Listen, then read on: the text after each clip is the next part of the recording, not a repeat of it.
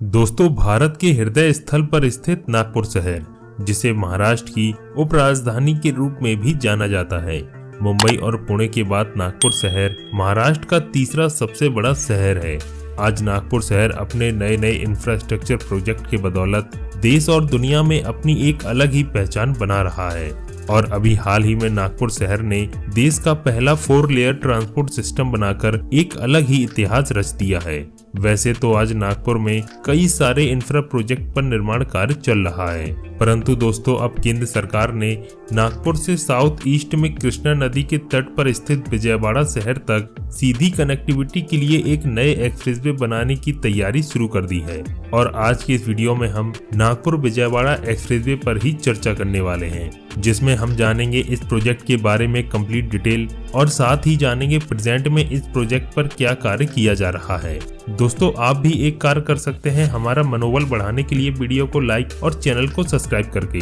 दोस्तों, मध्य भारत और दक्षिण पूर्वी तट से जोड़ने वाला विजयवाड़ा एक्सप्रेसवे, जो कि एक पार्ट है नागपुर विजयवाड़ा इकोनॉमिक कॉरिडोर का, 457 किलोमीटर लंबे और करीब 14,000 करोड़ रुपए की लागत से इस एक्सप्रेसवे को NHAI की देखरेख में तैयार किया जाएगा। महाराष्ट्र में नागपुर के पास चंद्रपुर से शुरू होकर यह एक्सप्रेसवे रेपल्लेवाड़ा, मंचिरियाला, वारंगल, खंभ होते हुए विजयवाड़ा को कनेक्ट करेगा। 4 लेन चौड़े इस एक्सप्रेसवे को टोटल 5 पैकेजों के अंतर्गत ग्रीनफील्ड और ब्राउनफील्ड सेक्शन में बनाया जाएगा।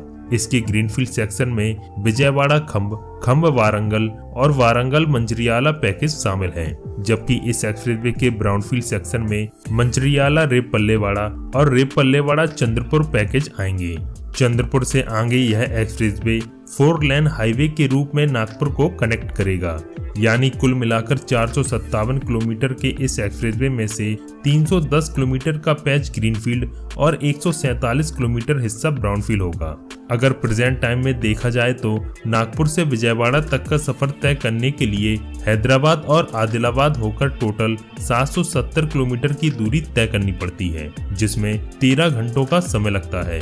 परंतु नागपुर से खंभ होते हुए विजयवाड़ा तक इस एक्सप्रेसवे के बन जाने के बाद यह दूरी 163 किलोमीटर कम हो जाएगी और इस दूरी को 6 से 7 घंटों में तय किया जा सकेगा। दोस्तों, अब जानते हैं नागपुर विजयवाड़ा एक्सप्रेसवे की लेटेस्ट अपडेट के बारे में।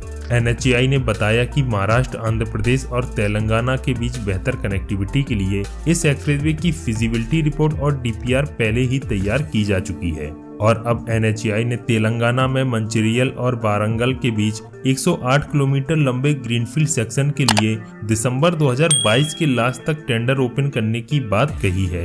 मंचिरियल शहर के पास यह पैच नरवा गांव से शुरू होकर वारंगल शहर के पास औरुगोड़ा गांव में जाकर समाप्त होता है। 108 किलोमीटर लंबे इस पैच को बनाने की अनुमानित लागत करीब 2,500 करोड़ रुपए तय की गई है। इसके अलावा NHAI ने इस प्रोजेक्ट के भूमि अधिग्रहण में तेजी लाने के लिए आंध्र प्रदेश, महाराष्ट्र और तेलंगाना गवर्नमेंट को निर्देश दिए हैं और NHAI के द्वारा इस प्रोजेक्ट को पूरा करने की डेडलाइन 2025 तक तय की गई है। दोस्तों, आज की इस वीडियो में सिर्फ इतना ही। मिलते हैं एक नई वीडियो में लेटेस्ट इन्फॉर्मेशन के साथ। तब तक के लिए धन्यवाद।